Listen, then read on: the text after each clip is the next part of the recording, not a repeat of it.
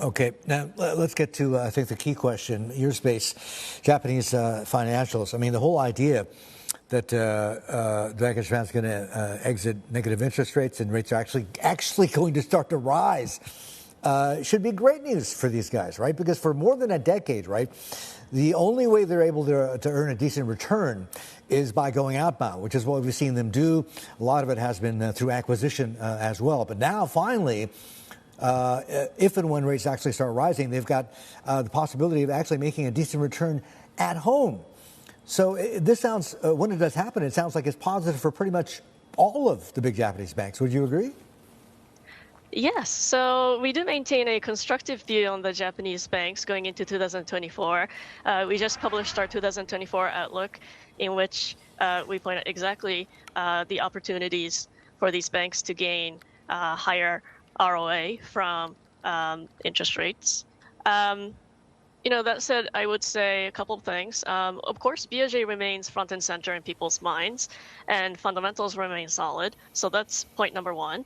But looking back at the past week, valuations did slide a bit as markets seem to focus overly on the negative impact of possible Fed rate cuts. I think that's kind of what's weighing on the sector right now. That said, I think this is somewhat misunderstood.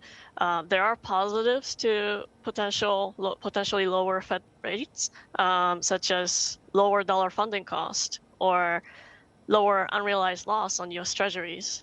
So, I think it's the balance of, these global developments versus the tremendous opportunity in this potential idiosyncratic interest rate cycle in Japan.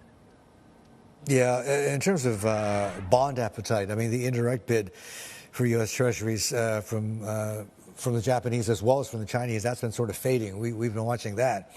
If and when rates actually start to rise in Japan for the big banks, I mean, they're big holders of JGBs as well. What does that mean?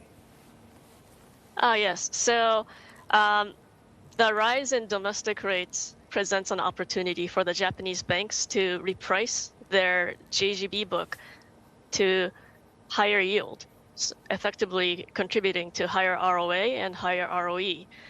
That could come from a couple of ways. The easiest, low-hanging fruit, is by simply reinvesting maturing JGBs.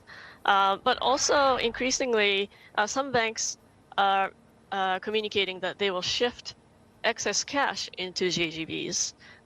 So, effectively raising the yield on the balance sheet.